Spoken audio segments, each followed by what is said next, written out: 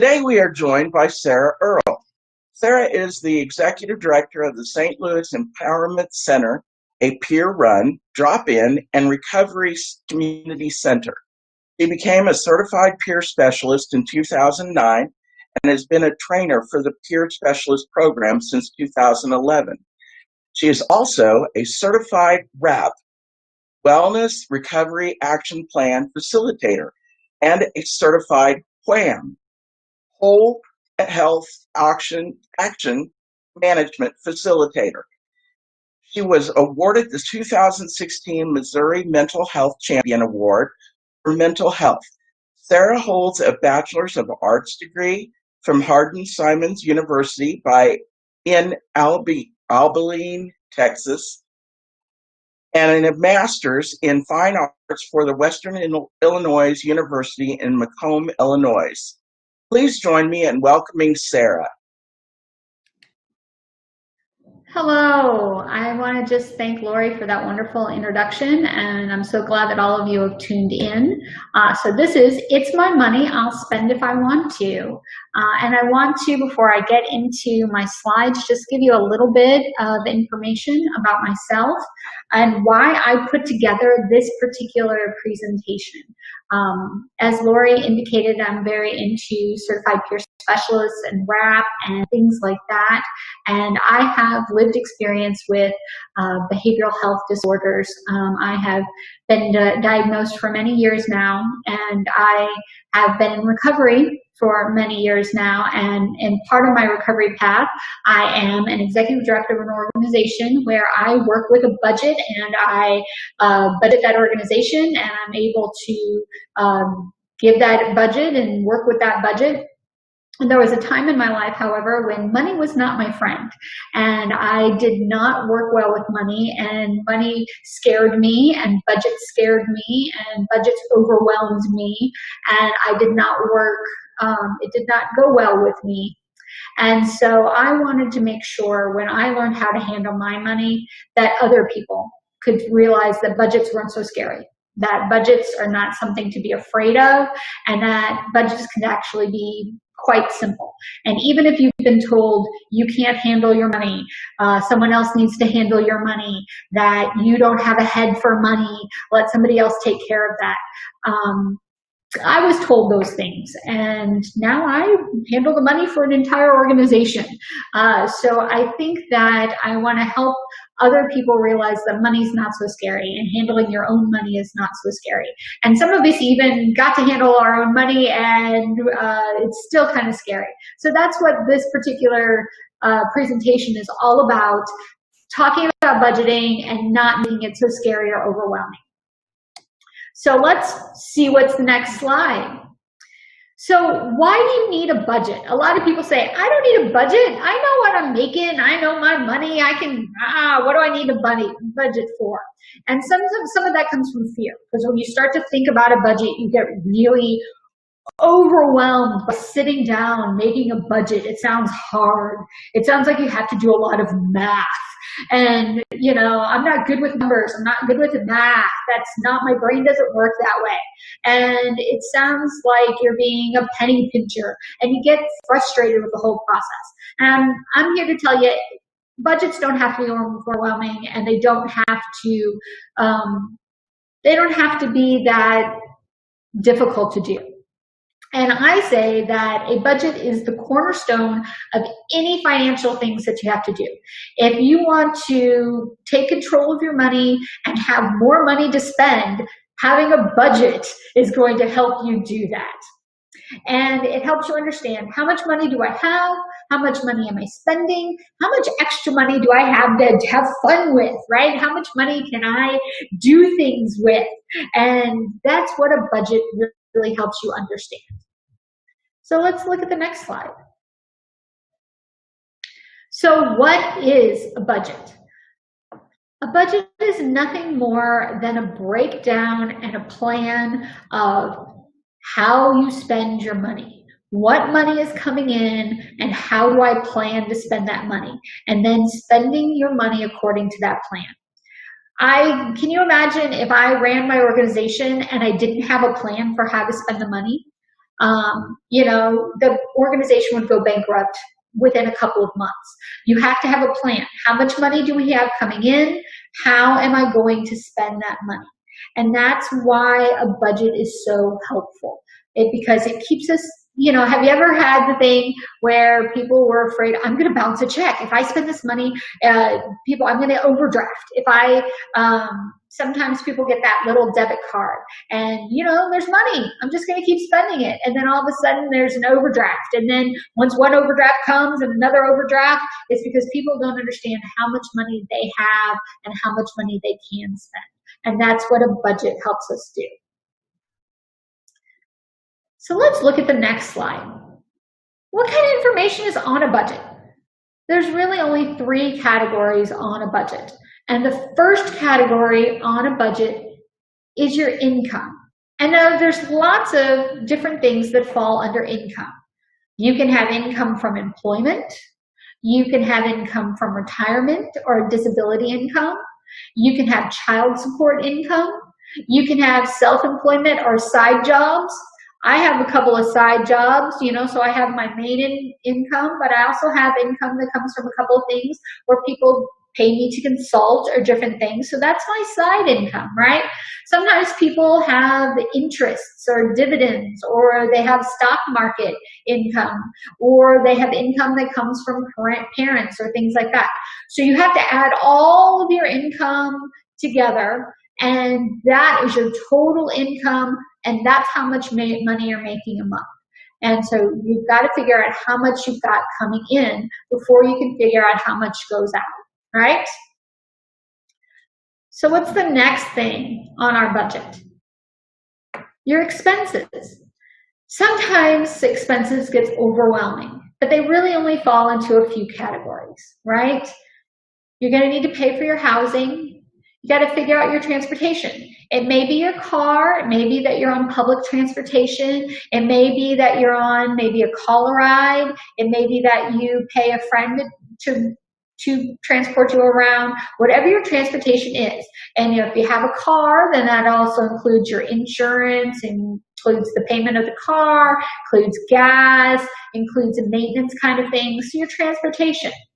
Utilities, you know, those things, you know, your gas, your electric, you know, your cable bill, those kind of things all fall under utilities. They also have subscriptions. They put the cable and internet under subscriptions. They can go under utilities or subscriptions. Now, subscriptions also include like your cell phone, your gym membership, if you have any subscriptions to any magazines or things that come to the house regularly, those kind of things. Sometimes people have meal kit subscriptions. You know, if you are a person who likes to cook and you get those meal kit subscriptions. You also have your groceries. You know, how much are you spending a week or a month in groceries? I go to the grocery store once a week, so I know how much I spend each week on groceries. Sometimes it doesn't matter if you're going to the grocery store or if you are having those groceries delivered. It's the same kind of bill, right? And groceries also include those, you know, those, I picked up convenience store groceries here, and a little bit, you know, I picked up this here. So those are groceries also. Your medical bills. Did you have, my son had a surgery last year, so my family had to budget in for medical expenses. We also pay for our medical insurance, so that goes under medical, right? Debits. Do you have any student loans? Do you have any credit cards? Do you have any of those kind of things?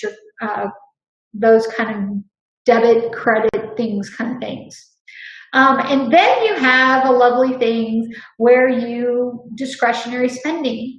Are there things, I have a friend that for his mental health, he likes to go to the movies. It's one of those things that it's relaxing for him. It keeps him mentally healthy. So he makes sure that in his budget, he can afford to go to the movies at least 2 or 3 times in a month, right? So that's discretionary spending for him.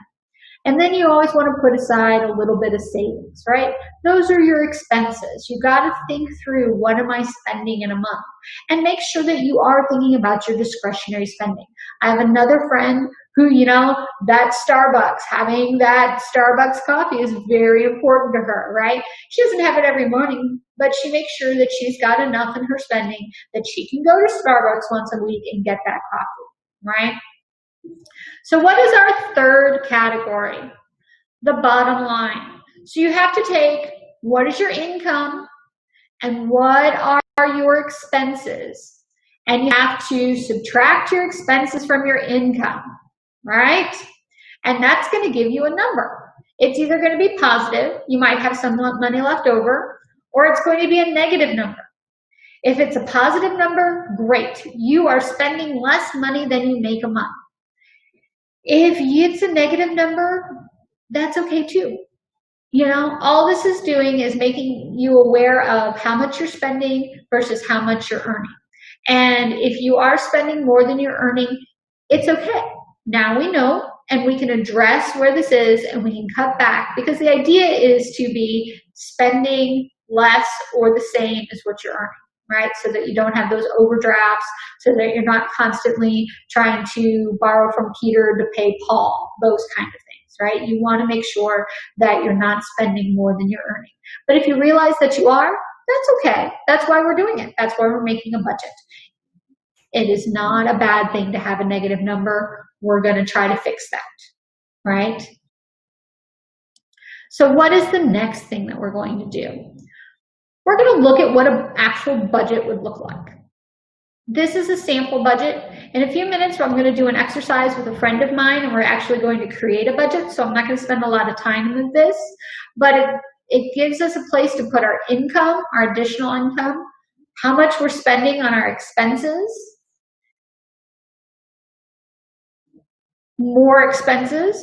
Now you see on this particular budget, all the expenses on the bottom line, they're exactly zero, right? This particular person on this budget is spending exactly the same amount that they're taking in.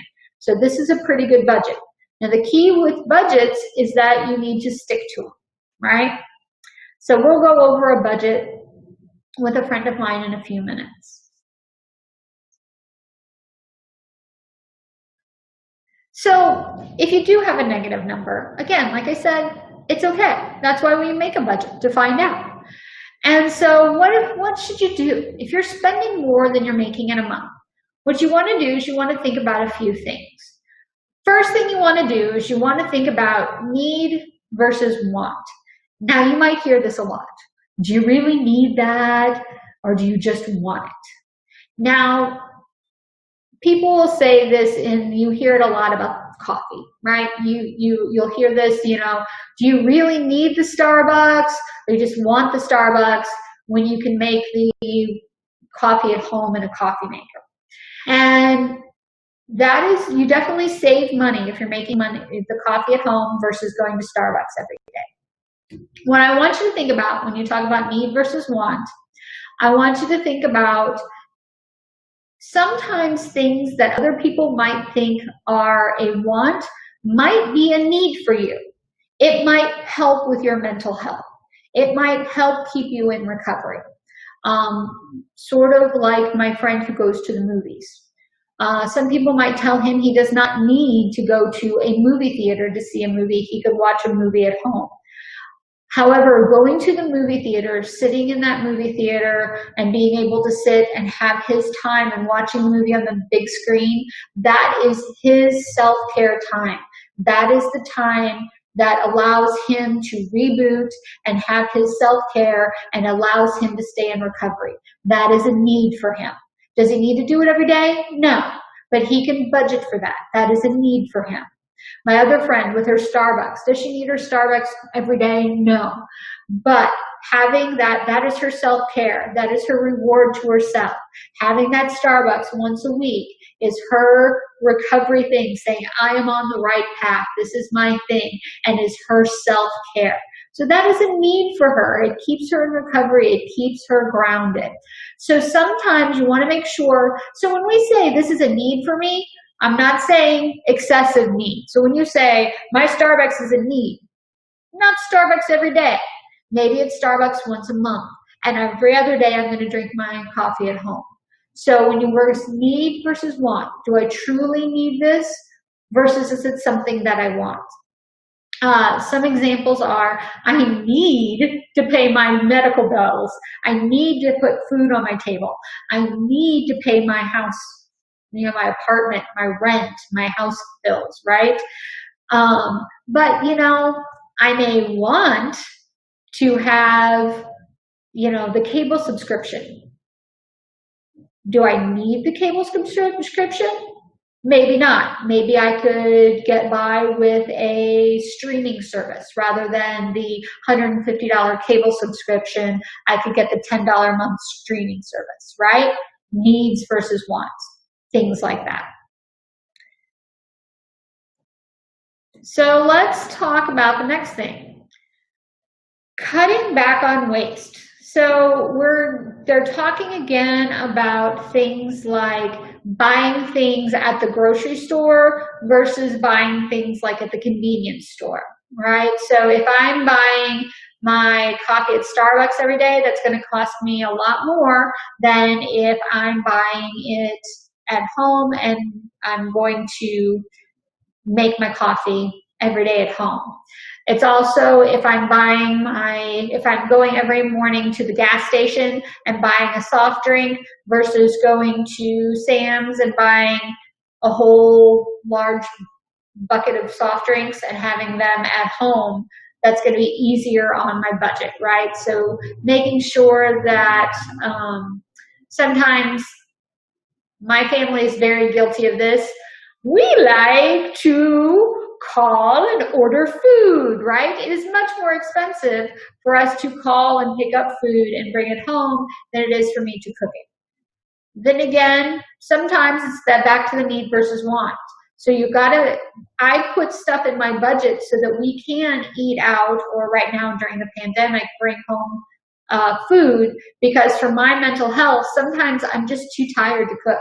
Sometimes between work and taking care of my son and all of the stress of life, being able to have it in my budget, it is a need to be able to take the cooking off the table, right? So need versus want. I need to budget for that. But if it's not in my budget, most nights I'm cooking at home because I can't afford to eat out every night. That's a lot. So you look for ways to cut back on your budget. Looking for more fuel efficient things, instead of buying the premium gas, buying the regular gas, looking for, instead of going for the more expensive concert tickets, going for the free concert in the park, things like that, cutting back on expenses, right? Sometimes people have told me that I'm expensive on my tastes. So you look for ways to, here in St. Louis, there is the Muni. They're not running this summer, but you can go see a Muni production in the free seats. You have to get there early, but you can still go see a great production without paying anything to see it, right? So you look for opportunities so you can still do things without spending a ton to do it, right? And then we always want to talk about your emergency fund. Even if you have a very small budget, even if you do not have a lot of money coming in, you always want to put something in your budget, even if it's $5, even if it's $3 a month. You want to put something in your budget that you can put aside for your emergency fund, because things do come up. In every budget or in everyone's life, there are unexpected expenses, be it medical expenses, be it a flat tire. My husband just this weekend went out to the car and flat tire, right? He's going to have to buy, or we're going to have to buy a new tire for his car, right? Unexpected expense. If we didn't have an emergency fund, that could really hurt our budget.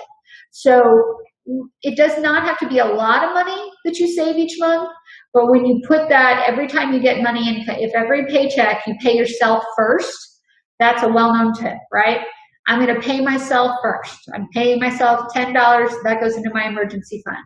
So when unexpected expenses come up, then you've got something to be able to cover those expenses without going into a panic of, I just can't afford this right now. Those are little tips that you can do.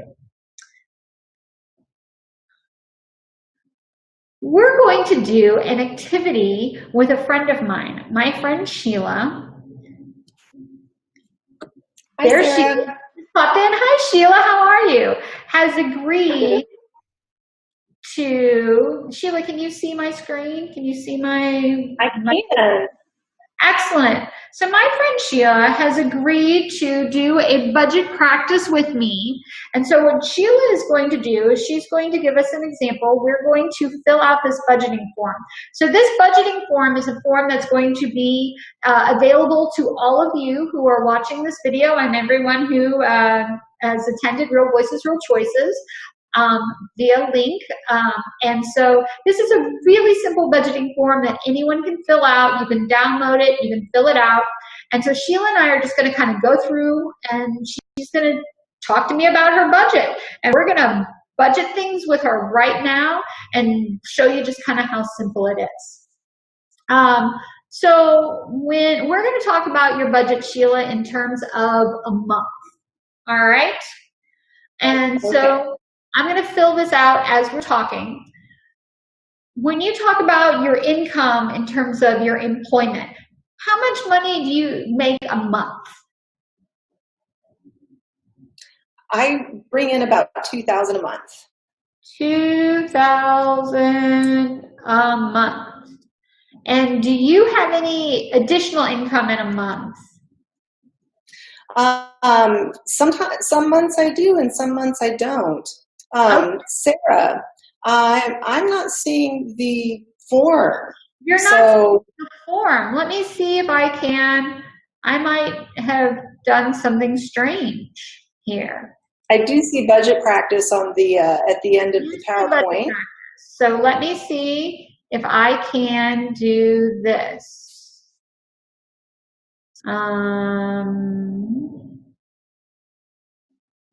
Let's see, new share. How about now? Perfect. Thank you. So yeah, so additional income changes from month to month. So if you were going to kind of average that out over a year on your additional income, what do you think it would be? It would be maybe about $500. Okay. So let's put $500 on additional income. So that would mean that your total income a month is around $2,500. Would you agree with that? That sounds about right. Excellent. And so when we talk about how much you pay a month in terms of your rent or mortgage, how much would you pay a month in terms of rent or mortgage? I'm really lucky. I get an all bills paid rent of $400 a month. $400 a month. I know. You are really lucky. Very lucky. Now, I know you have a car, so when you add up your gas and car and insurance and all of that, how much are you spending a month on that? So my car loan is about $230. My car insurance is about $170. So that brings us up to $300, I think. And then gas would be about, so it's about $350. $350 on transportation. And you said your rent included your utilities, is that right? That's right. You're a lucky girl. Let's put a zero in there. I know. So, do you have any subscriptions like your cell phone? $25 a month. $25 a month for your cell phone? Do you have any other subscriptions like gym or no? Anything like that? How much do you contribute or pay for groceries? About $100 a month. How much? About $100 a month. About $100 a month. How much are medical insurance? So that runs $200 a month plus prescriptions, etc. About $250 a month. $250. And then, excuse me, Sarah, I think we need to backtrack on that. We also, okay. I also need to add in another 150 for a medical service. So that brings us up to what, 400? Yes. Okay, so do you like to dine out or travel or entertainment? Do you have a how much you spend a month on that? I don't know how much I actually spend on that. Okay, do you have a guess? Like if you were to go out, Say about 100 a month. okay. Do you have any personal hobbies that you spend anything on? I do. It's reading, and I read about $25 worth of Kindle books a month. Well, that's a nice little hobby. How about any credit cards or student loans? Oh, yes. So that will total about $450. And Credit then card what and about student loans. any savings? Well, if I can, I try to throw $100 in my savings. Okay, do you have any other things that I have not talked about in this budget? I'm thinking. We put in my student loan and my car loan, all my car stuff. I think we covered everything.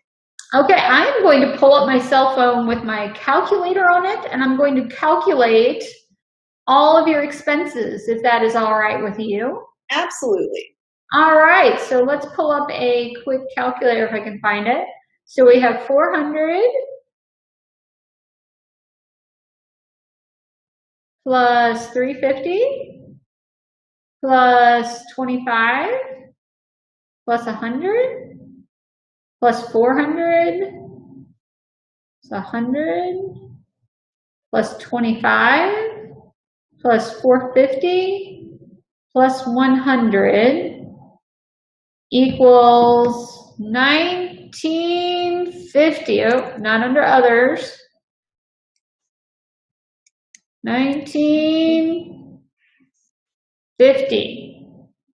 So income minus expenses, 2,500 minus 1950 equals 550.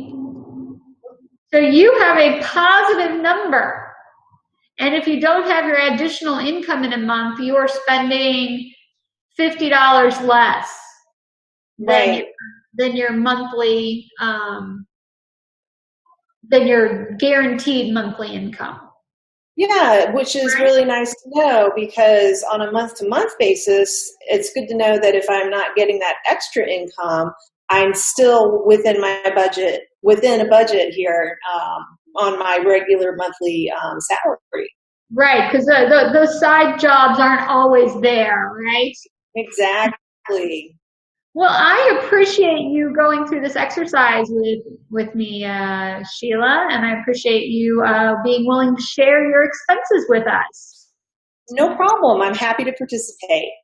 Excellent. I'm going to stop sharing my screen, and I'm going to say thank you again to you, and I'm going to say thank you to everyone for joining us today. And if you have any questions about budgeting, you can always contact me. I work at the St. Louis Empowerment Center, and you can contact me at the St. Louis Empowerment Center through www.dbsaempowerment.org. And so I thank you for watching. Bye-bye.